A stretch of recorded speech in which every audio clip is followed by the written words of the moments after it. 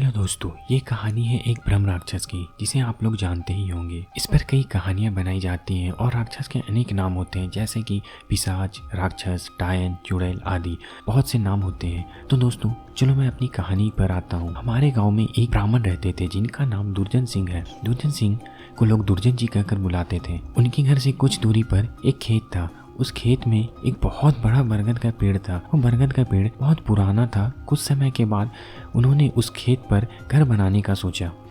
पहले वाला घर बहुत छोटा होने की वजह से उन्होंने इस खेत में घर बनाने का सोचा था। उन्होंने उस बरगद के पेड़ को कटवा दिया और अपना घर बनवा लिया। कुछ दिन तो ठीक ठाक चला, पर कुछ दिन बाद दुर्जन जी बड़े परेशान रहने लगे। वह कभी पूजा करते और कभी नहीं करते। तो उनकी बीवी ने उनके बदले स्वभाव को देखकर पूछा कि तुम आजकल पूजा क्यों नहीं करते हो और आजकल बदले बदले भी रहते हो, कभी बच्चों को डांटते रहते हो, तुम्हें हुआ क्या है?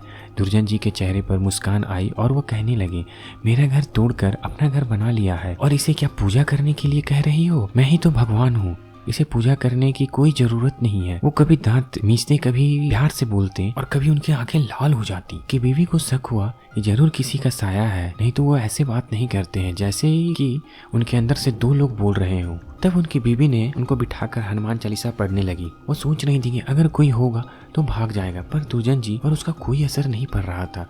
वह एक टक लगाए देखे जा रहे थे। उनकी बीवी काफी मंत्र और गायत्री मंत्र पढ़े जा रही थी। तभी दुर्जन जी की आंखें लाल हो गई और कहने लगे, मैं किसी से नहीं डरने वाला हूँ और तू क्या समझ रही है, मैं ऐसे इसे छोड़ दूंगा? कभी नहीं। तब तक उनका छोटा बच्चा वहाँ आ गया। दुर्जन जी ने उसे जोर से पकड़कर अपनी तरफ खींच लिया और ऐसा लग रहा था कि जैसे वह उसको कच्चा चबा जाएंगे। उसकी मम्मी बोली कि बच्चे को छोड़ दो, इसने तुम्हारा क्या बिगाड़ा है? दुर्जन जी की पत्नी ने अपने बच्चे को अपनी तरफ खींच लिया। उसने फिर पूछा, तुम कौन हो और मेरे पति के अंदर क्यों आए हो? आप हमसे क्या चाहते हैं? आप हो कौन? तब उसने कहा कि अगर अपना भला चाहती हो तो बरगद के पेड़ लगाओ, जितना भी हो सके पेड़ लगाओ, फिर मैं बताऊंगा मैं कौन हूँ और फिर मैं चला जाऊंगा। तब दुर्जन जी की बीवी ने 101 बरगद के पेड़ लगाए। एक दिन उसकी पत्नी ने देखा आज दुर्जन जी सुबह उठकर पूजा पाठ करके आ चुके हैं।